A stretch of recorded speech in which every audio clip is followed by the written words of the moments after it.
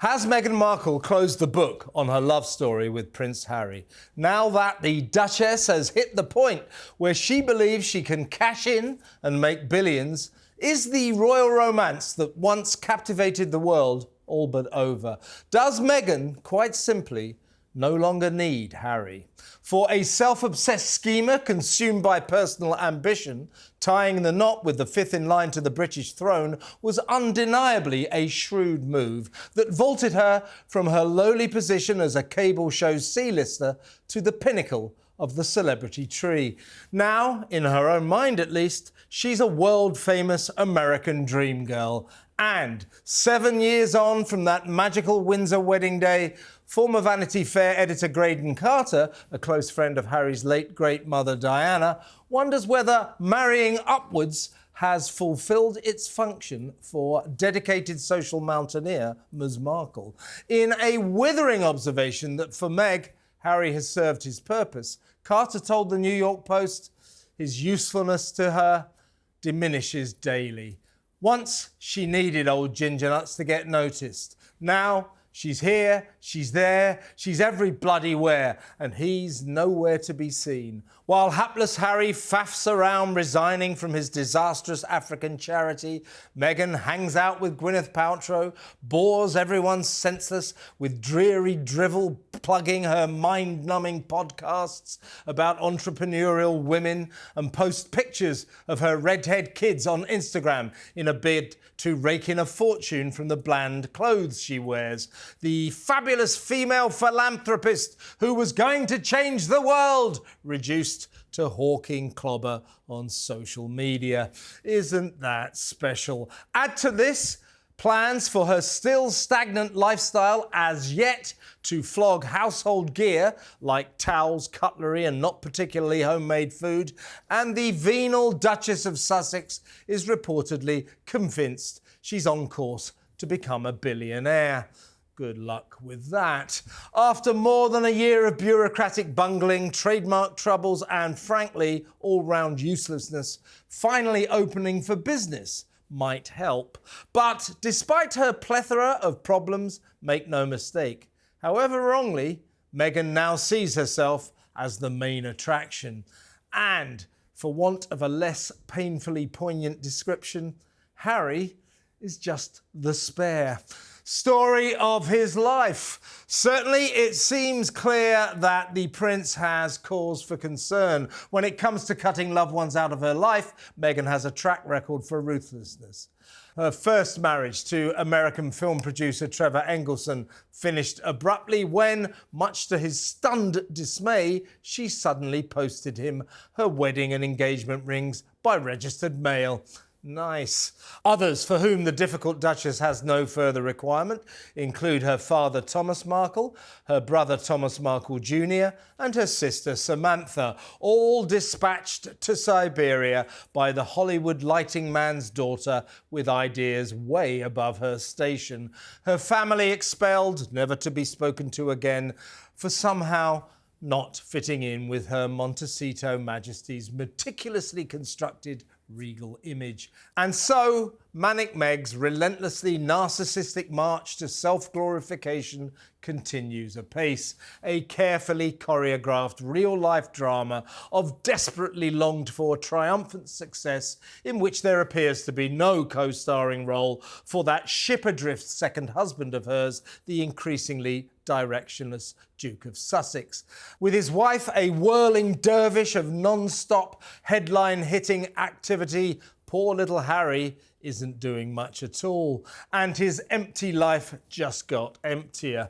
His beloved African charity Centre Barley, which he founded in memory of his mom to help kids afflicted by HIV and AIDS, has spectacularly unravelled. The devastated Duke sensationally resigned amid damaging allegations of racism, bullying and misogyny after the organisation's chairwoman, Sophie Chandorka, turned whistleblower and launched a thinly veiled attack on the royal trustee. No doubt who seething Sophie was referring to when she stormed There are people in this world who behave as though they are above the law and mistreat people and then play the victim card and use the very press they disdain to harm people who have the courage to challenge their conduct.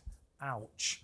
No suggestion, of course, that this massive meltdown is his fault, but nevertheless, terrible news for Harry. Meanwhile, the distraught Duke's busy wife is otherwise engaged. Behind the gilded gates of his distant castle, shimmering in the Californian sun, the runaway prince's fairy tale is fading fast. He may struggle to live happily ever after.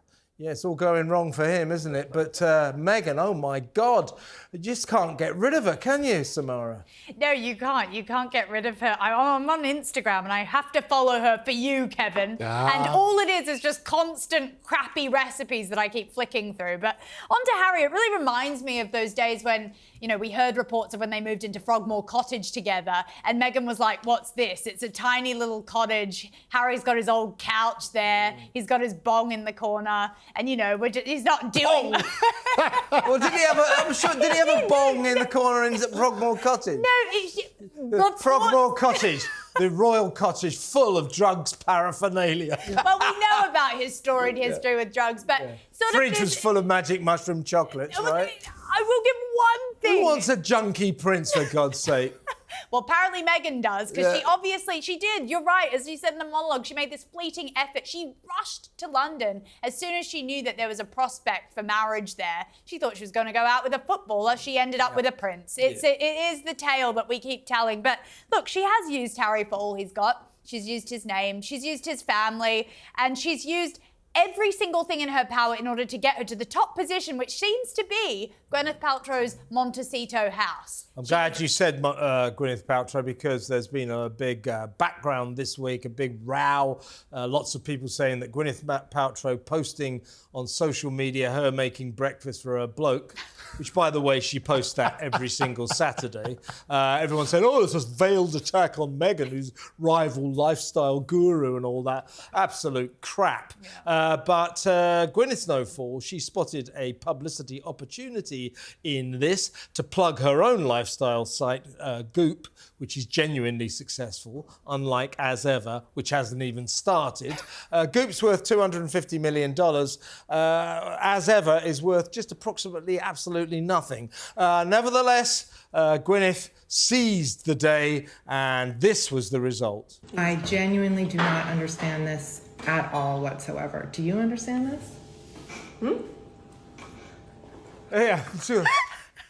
Yeah, it's bloody accurate. God almighty, Amdram or what?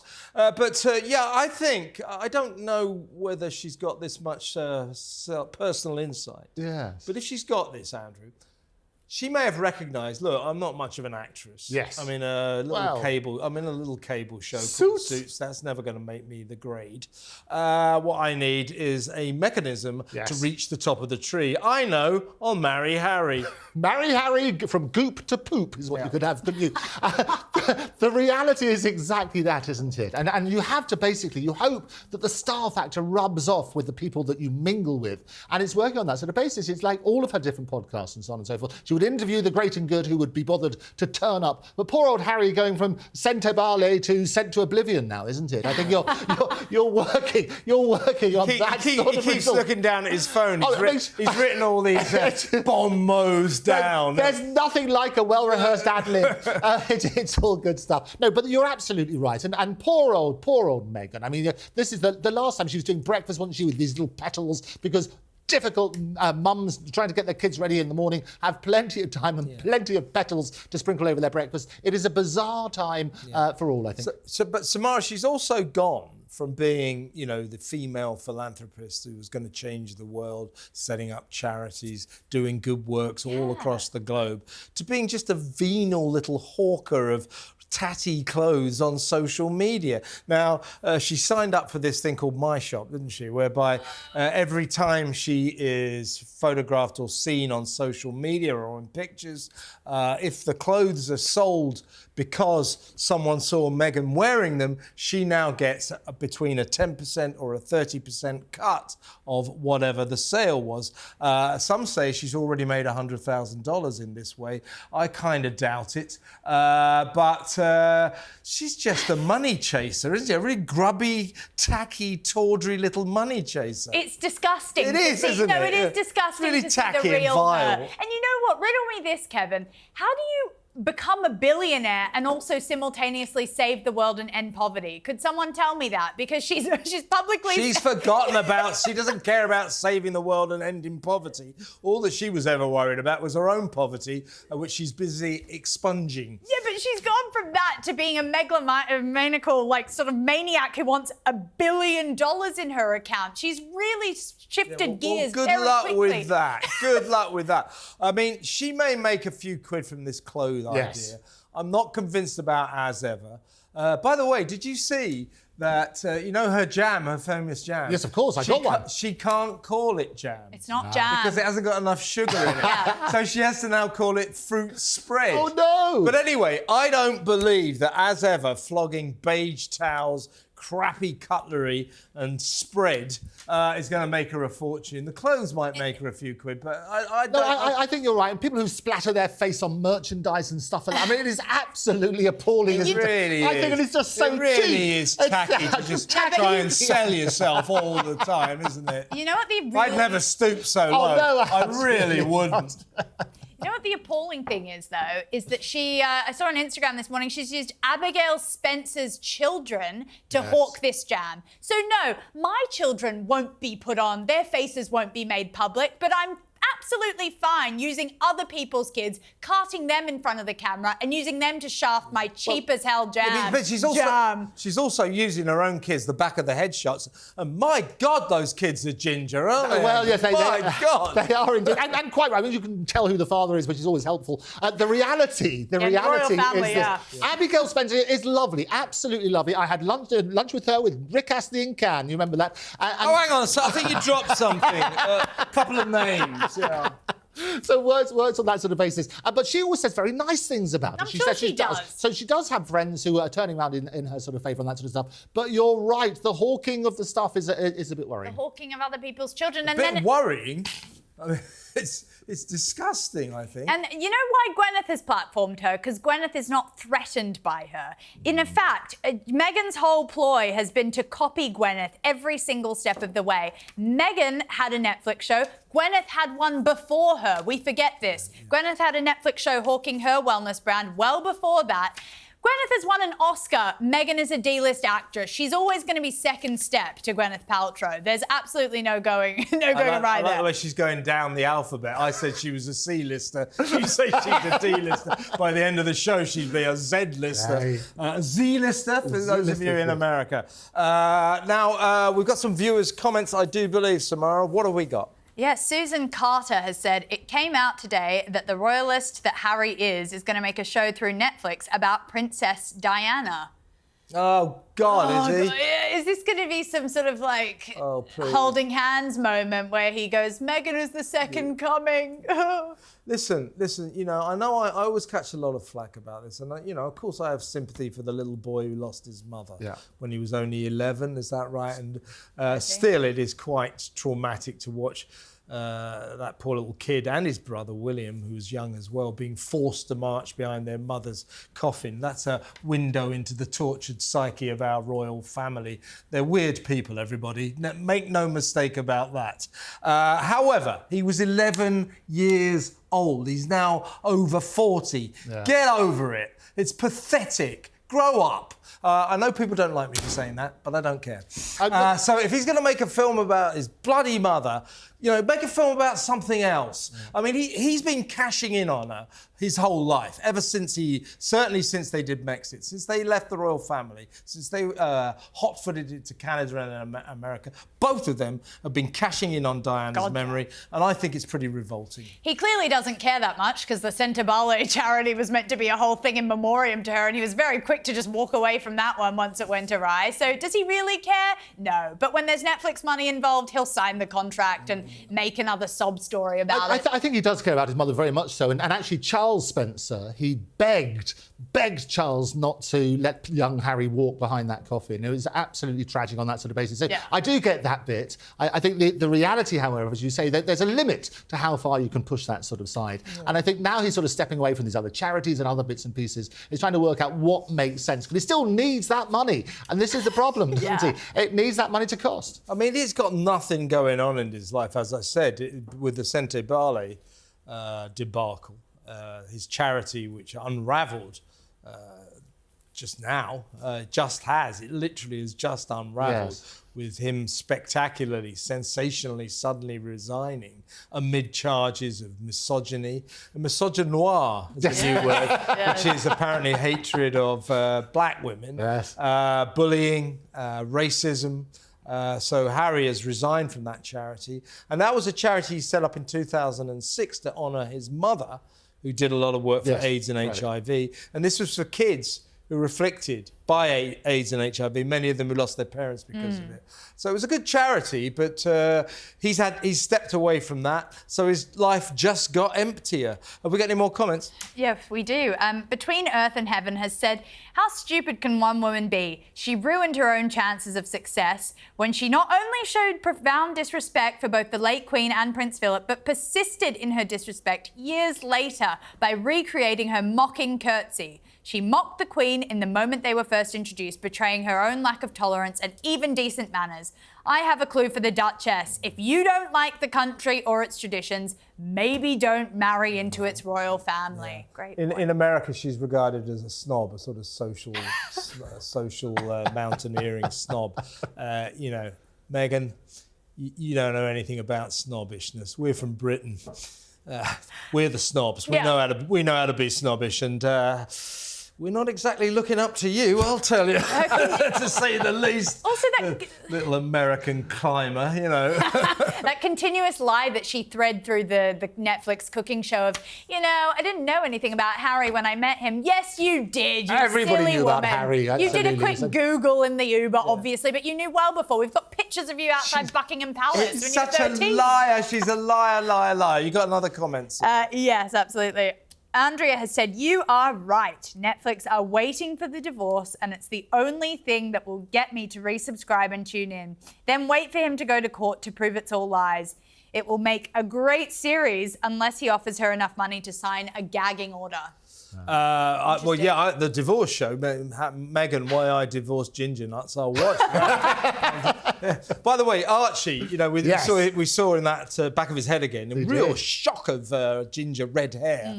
And you said, well, at least we know who the father is. Well, we'll only be absolutely sure if he reaches the age of about 35 and starts going really seriously. Oh, you're right. How much longer is he going to hang on to that thin halo of hair with that big bald bit there, like the rest of his family? That's another thing about the British royal family. They're all baldies. And as for the men, time now... What a joke that was. Time now for a bad ad. This is the Special K Pinch. So is this. If you can pinch more than an inch, you may need to watch your weight. Let's see it again. Try Kellogg's Special K Breakfast. It's high in protein, high in taste, but low in calories. Try the Special K Pinch. And if you can pinch more than an inch, try Kellogg's Special K Breakfast. Details on every weight-watching packet. You know, the thing about Special K, the cereal, is it kind of took a bit of a nosedive when everybody started calling ketamine Special K. I mean, ketamine maybe it'll make you thin, but I'm not sure Special K cereal. Well, it's an Australian ad. Did you grow up on a diet of Special K, Samara? I didn't, but I'm getting a bit concerned by this whole pinch more than an inch thing. I think I've got a couple more inches on my bloody... I'm like, all right, Kellogg's, bloody hell. No, it's concerned. I mean, I never thought we were that health conscious as a nation, so good for Kellogg's. Well, we used to have that advert here, didn't we? It was in the 80s. K You nicked it like from Special K. Yeah, it's delicious. And they added Which fruit Special and K things are to you it. referring to? Therein lies the question. We better go to a real break.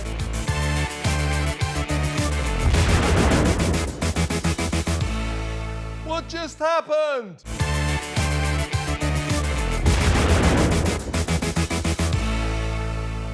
He's mad as hell. It's Kevin O'Sullivan. Welcome back to part 2 of What Just Happened. This is where we do the big story of the week, what we call the big moment. But because we've got the big magician here in the studio, you remember we did a trick last week. Andrew Eborn, as I say, has got that skill set that so many people have got. A broadcaster, a barrister, and a magician. So cliched, that, isn't it? But anyway, he did a great trick last week. If you remember, he burnt his hands. So with those magical hands, he's going to do another one now. Hey, presto, take it away, Andrew. I'll tell you what, we have to use the merchandise, though. Here, this is what we're going to try and do. Over here for you, Samara. I thought that was it. That was it? It could puke some cards. Puke some cards. Yeah. Samara, For those think listening. of a card. Think of any card at all. Think of a card. Have you got it? Yes. What is Do I it? say it? Yes, what is it? Okay, I'm thinking 8 of diamonds because I like 8 and the diamonds. ace of diamonds. No, 8. 8. Oh, the ace of Like diamonds. my lucky Watch number. carefully, watch carefully. Oh! Carefully, over here like this. And there we go. go. That is merchandise plugging. That is the 8 of diamonds. And what I love about it, diamonds are a girl's best friend, dog a man's best friend. What's that about? What just happened? What just happened? I can't believe I'm hosting a show where we do magic tricks. Brilliant. Thank you. Brilliant. Triple threat. All right, let's get to this. 3, 2, 1. Yay! It worked. We thought, by way of a change, that we would nominate as the big story of the week the disaster of Disney's remake of Snow White, which proves, there it is, Rachel Zegler. Not particularly Snow White, is she? Anyway, go woke, you go broke. This is a movie that cost $283 million to make in its first weekend, last weekend at the box office in America. It's brought in a feeble $43 million. I remember when I was back in Hollywood, when I was covering the Hollywood scene in Los Angeles back in the 90s. I remember when Terminator 2 came out, I do believe that made about $200 million in its first weekend. And that was like 30 years ago. Yeah. $43 million. You would have made Disney $200 million in your first weekend, maybe $300 million, if you'd have just stuck to the traditional story. Now, what is interesting here is this is a classic story of go woke, go broke. First of all, the absolute ludicrous decision to cast Rachel Zegler. She's part Polish, actually, and part Latino. So she's not very white. Take a look. The original cartoon came out in 1937, and very evidently so. There is a big focus on her love story with a guy who literally stalks her. Yeah. Weird. Super weird. So we didn't do that this time. So no Prince or a different kind of Prince? We have a different approach to what I'm sure a lot of people will assume is a love story just because, like, we cast a guy in the movie. All of Andrew's scenes could get cut. Who knows? It's Hollywood, baby. Yeah, well, I'll tell you what would be better if they cut all of your scenes, Rachel. That would make a much better movie. There's no dwarfs in it. They're called magical creatures and they're not human. They're CGI with big bulbous noses. So it looks like there's going to be a class action lawsuit against the movie, against Disney on the part of the dwarf community, the dwarf actor community, who are very, very fed Small up uprising about this. The producer, Mark Platt, who's been working on this for years because it was held up due to the scriptwriters' strike in Tinseltown. His son, Jonah, has slammed Rachel Zegler for destroying the movie, saying what she did there, calling the prince a stalker. She said, "Oh, my Snow White will be a leader who's going to fulfill all her ambitions," and all of that kind of stuff. And also, she started posting pro-Palestine, anti-Trump stuff. According to Jonah Platt, the son of the producer Mark Platt, Rachel Zegler kind of destroyed the movie with her own wokery and her own rewriting of the Snow White story. Well, fair enough. I think she's certainly done it a lot of damage. But Mark Platt has also ruined it. He ruined it from the day one when he cast a Latino woman as Snow White. So he's to blame here. And Rachel has just made it even worse. And then to make it funnier, Gal Gadot is, of course, Israeli. Yes. And she is a big supporter of Israel. So Rachel Zegler and Gal Gadot can't stand the sight of each other.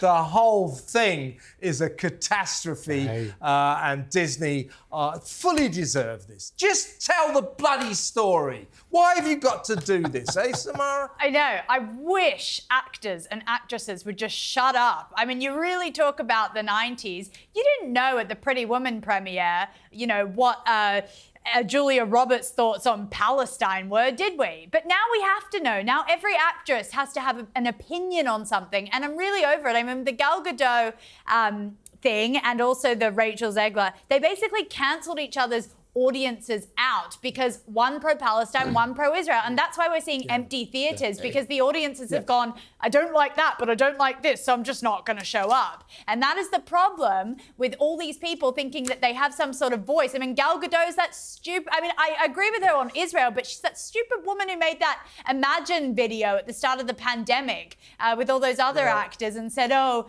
imagine there's no heaven. It's like, oh my God, stop. We don't want your politics. These idiot actors, they should put gags on them, not allow them to talk. But let me read out Jonah Platt's, this is what he posted on social media. It's quite interesting. As I say, Mark Platt is mainly to blame for this, but the Platt family are trying to deflect blame. This is what Jonah posted. My dad, the producer of an enormous piece of Disney IP. He means a film. Speak English. My dad, the producer of this film with hundreds of millions of dollars on the line, had to leave his family to fly across the country to reprimand his 20-year-old employee, he means Rachel Zegler, yes, for dragging her personal politics into the middle of promoting the movie. Tens of thousands of people worked on that film, and she hijacked the conversation for her own immature desires at the risk of all the colleagues and crew and blue-collar workers who depend on that movie to be successful. Well, that hasn't worked out, is it? And Jonah goes on to say, narcissism is not something to be coddled or encouraged. Not surprisingly, that post has gone viral. Yeah. Now, Rachel has ruined it. Gal Gadot, I think, has actually... she said she's pro-Israel, which hasn't helped in some ways. But as Samara says, I tend to sympathise with her. But really, I don't think any of them should be getting into politics. Rachel Zegler going on about Donald Trump. I hope he rots in hell and he'll never find peace and all that. So the whole thing is just a swirling mass of disaster, isn't it, Anna? It totally is. And in the interest of this programme, I went to go and see it in the biggest cinema we have in central London, in the City All on your own? And I can tell you, it was me and a family of 4 in front of me. And it was the super Not a family screen. of 7. No, it's 7 dwarf actors who are out of work. But they do give a nod to them. There's the great song. There's the whistle while you work. They do the classic. Yeah, but they cut out lots things. of the songs. They did. They cut. There's some interesting. Hi ho, it's off to woke we go. It does off to woke we go. Yes, Pratt of the week, and you work on that sort of basis. No, the reality is that there are some good songs in there. I quite enjoyed some of it, but the whole thing, and they normally put in artists' contracts that they mustn't talk about politics. They're basically the whole thing. They're there to promote the movie. As soon as you start bringing in personal things and the prejudices, it just destroys all of it, doesn't it? One good thing to come out of this is that I think they're going to be thinking twice before casting Rachel Zegler in anything, that's for sure. And also, I think movies are going to be thinking twice about having this woke mindset when it comes to And I can guarantee, just on that, I will guarantee they will have in their contract, as a lawyer, they will have in your contract, you bring it into disrepute, there could well be a legal case. Well, that's interesting. And they've twisted the story. Of course, Snow White was called Snow White because she had pure Snow White skin and red lips. The brothers Grimm, of course, wrote this legendary classic fairy tale. And for this film, this mess of a movie, they've changed the story to she's called Snow White because when she was born there was a terrible snowstorm. Exactly, and that's what they did. They started the movie with that, and there she was, her mother pregnant, just about to give birth, in this carriage. A little snowflake comes finally down. explains the name of Princess Diana's mother, Rain Spencer. Must have been raining when she was born. It's a new thing. Absolutely, it's very good. Hollywood needs to stop cashing in on these sequels and these remakes. We need some original content, because what they're trying to do basically is just fit a square peg into a round hole with this film. Yeah, and by the way, message to Hollywood, all of you producers, directors, actors, you make one more movie about slavery and I'm coming over there to get you. I've had enough. I'm sick of slaves, all right? OK, let's talk about Donald, the latest from the White House this week. Now, there's been a lot of hoo-ha about these WhatsApp messages, signal messages between J.D. Vance, Pete Hegseth, Defense Secretary, and, of course, Marcus Rubio, the whole gang. It's everybody. It's the very top of the Trump tree, apparently, apart from Donald himself, sending all these messages about this raid on the Houthi rebels. Now, everybody goes, oh, it's terrible, oh, terrible security lapse. You know, I know, I suppose it is and all that, but, you know, I live in London. You know, you really think I'm going to spend too much time worrying about whether or not people sent some messages they shouldn't have done to each other, you know, millions of miles away in Washington. I really couldn't care. But what I did like about these messages was what they were saying about Europe. Yeah. You know, J.D. Vance, who didn't want to launch this raid at all. Yes. Because basically, the American raid on the Houthi rebels, which was a triumphant success, thank you, America, well done, was to free up shipping, mainly European shipping in the Red Sea, and not much American shipping. So J.D. Vance just didn't want to do it. Right. He said, well, I want to help Europe, you know. He said, I just hate bailing out Europe. And Pete Hegseth goes, I know, pathetic, isn't it? Pathetic. They're a bunch of pathetic freeloaders. So that's what I liked about it. That, you know, people go, oh, well, that proves how much those people in America hate Europeans. I hate them too. I'm with them. I'm with Pete, and I'm with JD, and I'm with Marcus. They're a bunch of they are pathetic freeloaders, including Keir Starmer, who thinks that he's not included when they cast their aspersions about the EU leaders. He is. He's typical of them. Check this out. Yeah, I think they've been freeloading. The European Union's been absolutely terrible to us on trade. Terrible. And as you know, NATO, I got them to pay hundreds of billions of dollars. They were way behind. And if you look if you look at Ukraine, so we're in for $350 billion because of Biden. Should have never happened, this war. To this day, I said to him, you got to catch up, you got to equalize. But why are they in for $100 billion and we're in for possibly $350 billion? He's right. He's right. You know, we have been freeloading off America for far too long. All of the European countries. Oh, well, hello, could you do our defence? Do you mind paying for it? You know, it's like, no. Why should we? Why should they? We should pay for our own defence. And I'm with the Americans on this. And our hopeless idiot of a Prime Minister, the most pathetic of them all, Sir Keir Starmer, two-tier Keir. He thinks that somehow he's not included in these disparaging remarks. Keir, you really are. You so are. What they hate about Europe, European leaders, including Keir Starmer, is we trample on free speech. We have no respect for our own borders. We spend more time worrying about Ukraine than we do ourselves, and so on and so forth.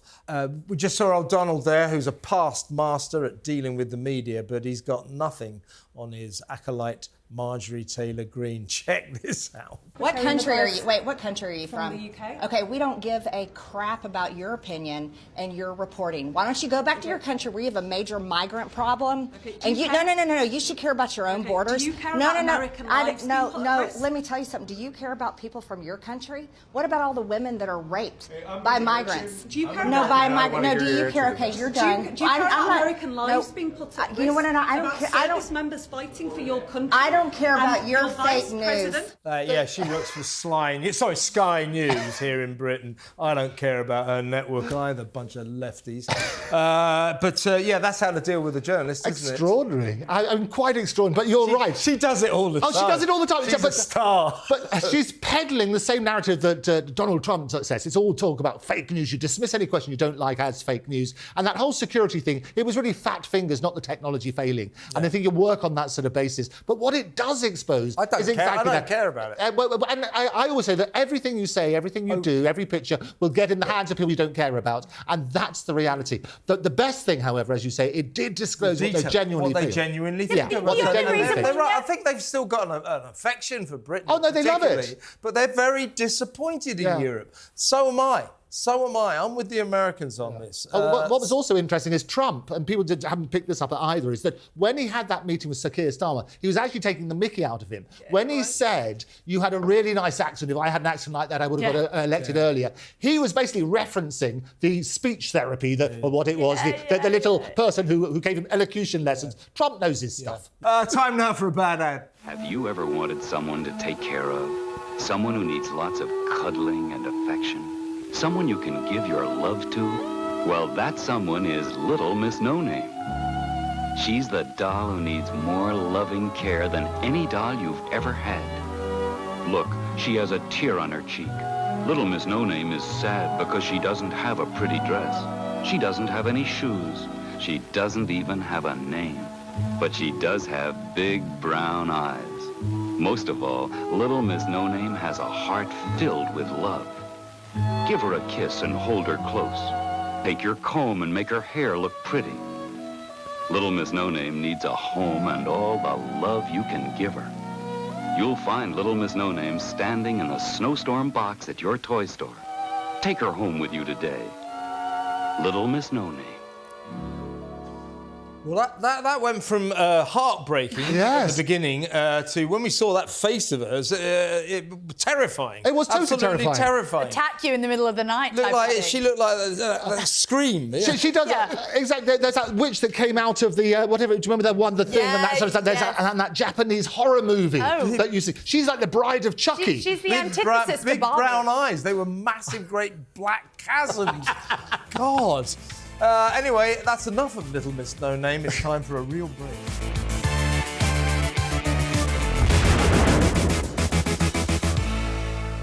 What just happened?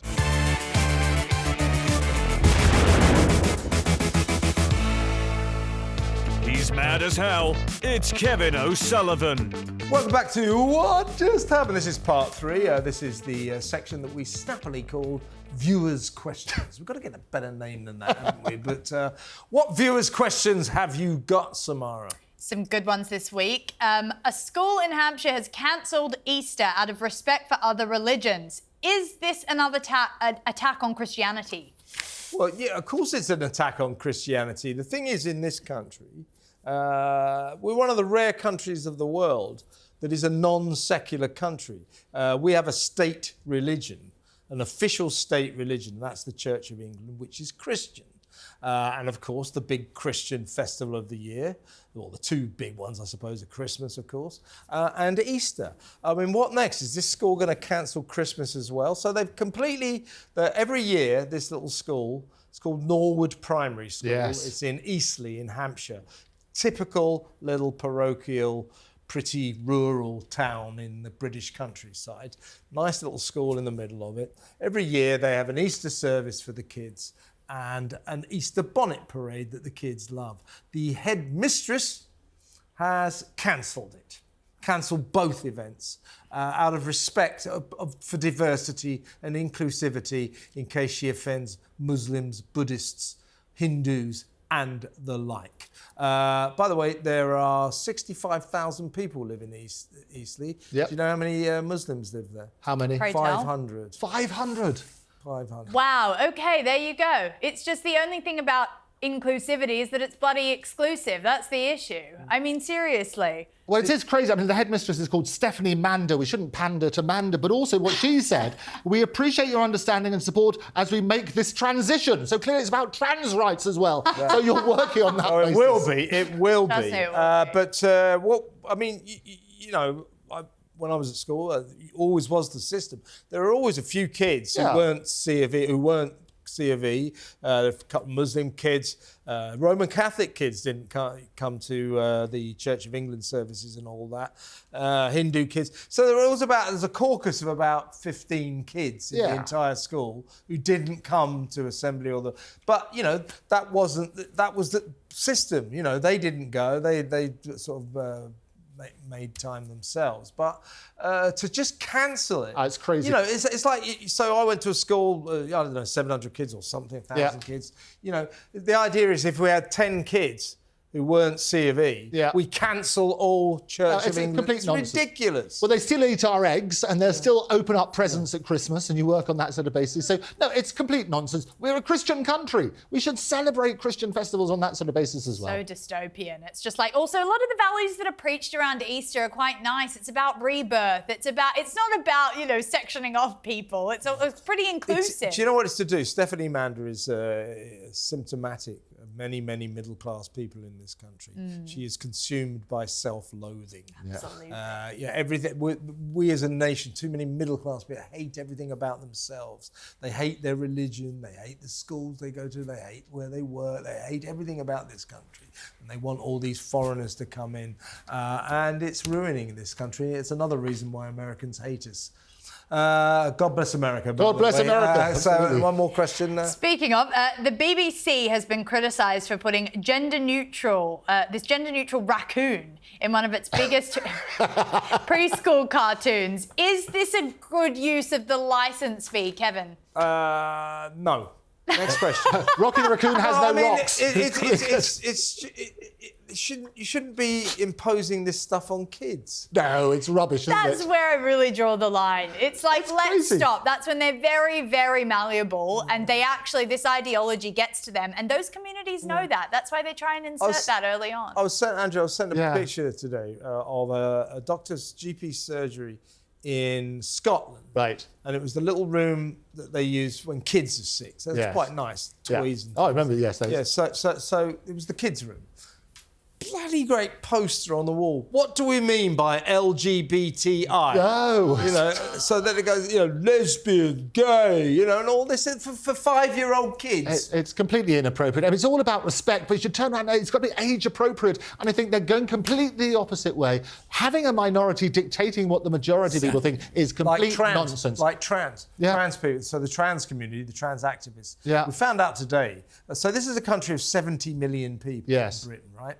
There used to be, the estimate was that there were 262,000 trans people. Yes. This has now been dismissed as way too high.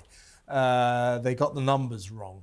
So, shall we say there are 100,000 trans people in a population of 70 million. Yes. And because of them, when I go to hospital for an X-ray, or you do, Andrew, we have to be asked as males, are you pregnant? Because if we're not asked that, it'll be offensive to the 100,000 trans people. Now, I'm all for their rights, but when it comes to this, they can just do one. It's ridiculous. It is ridiculous. Time for a bad ad. Unique and delicious, with tremendous protein value. These steaks are made daily on our premises under relentless supervision to the highest specification, and you will come to regard them as a very special treat. Buy some tomorrow. You will love them, and so will all the family. Remember the names: Berries and Millbrook. TV natural, that guy. I love it. That's in Jersey, in the Channel. Is it really? I love the fact they come with free plums in your mouth. My bet is Ben S. Bush just don't exist anymore. That was 1977. 64p though, did you see that? 64p for that lump those of were the meat. days. That's when we didn't have net zero. That's how much your meat would cost. And look at the colour of the meat, it was glorious. I'm going to announce the break in the style of Ben S. Bush. Time now for break. Let's go to break. Come on, adverts now.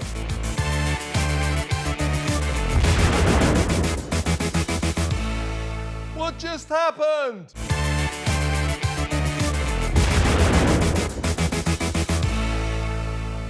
He's mad as hell. It's Kevin O'Sullivan. Welcome back. It's part 4 of What Just Happened? And you know the drill. It is the complaints department. Ladies first, Andrew. Well, this is lovely. I have to say, this is really very sweet. Somebody called Laura says, I love Andrew. He brings lots of laughs to the show and a great sense of humour. Kevin, Samara and Andrew are a good mix. Love from down under.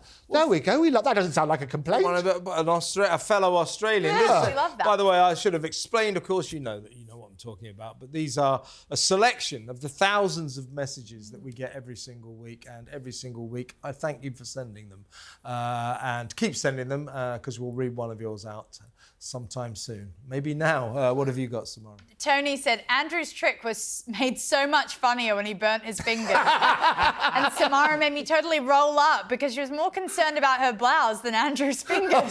So true. As for Kev, relaying his story of his boring summer job, my kind of humour. Great show, guys. It was brilliant. My boring side. That was the show where the descriptions of people in their photographs. Hideous woman in an absolutely criminally unstylish dress with a vile husband. Fired. Right, next complaint, please. Well, they're not complaints. I love your programme and look forward to watching it every Saturday and every other day. I also wanted to know what type of visa Harry was given when he came to the States. Loved your parody, Kevin. Well, we all want to know what kind of visa. We know what kind of visa he was given. He's got a kind of green card visa, which allows you to live there. I used to have one myself. Now that means you can live and work there if you're a special kind of person. But what we don't know is whether or not he lied on his visa application. It was heavily didactic, wasn't it? Redacted, and you work on that sort of basis. Also, special talent? Really? Harry? Okay. Absolutely. When I went there, they said, have you ever taken any drugs? And I wrote, no. You went Special K. Because like George Washington, I cannot tell a lie. Oh, there you go. Go on, Samara. Jasmine has said, leave Samara alone. Oh, that's lovely. I like her comment. She's honest and she's lovely. Ignore the negative people, Samara. Yes, I know. I should ignore them. Have you two got relatives to send these messages? There's a message here saying how brilliant I am. Yes, my relatives would write the mean ones. Go on, Andrew. Well, Gabby B4493 says, thank God... Lovely name. Oh, a lovely name. Should meet her parents. Thank God Simon is gone. Now I can watch the entire show. Kiss, kiss, kiss. Oh, poor old Simon. Poor old Simon. But I do think Andrew's added a new dynamic. It's a little bit more upbeat. We don't have to rail so much. We all agree. Go on, Samara. Random user has said, what's a total downer is that I really enjoy the content of Kevin's show. I just find his personality insufferable. I've really, really tried. I'm sorry, Kev. Here we go. Who's that from? That's random user. Random user. Everybody finds my personality insufferable, especially me. You must meet my wife. She's very long-suffering. Andrew. Well, it's getting nastier now. Lawyer Stuart Loudon, 7316, says, who is that talentless woman piggybacking the show and interrupting people? That's Samara Gill. That's the talentless woman, if you want to know. Go on, Samara. Yeah, Sally says, I really like Samara's commentary, but why does she have to shout? That's a great question. I can't stop myself. It's really... I know why you have to shout, because you have to hear yourself over me. No, on my report cards, teachers used to say, Samara shouts too much. She's a horrible student. So it's been a long-standing Having problem. a loud voice is a curse. It's a curse. It really is. But I've managed to surmount it.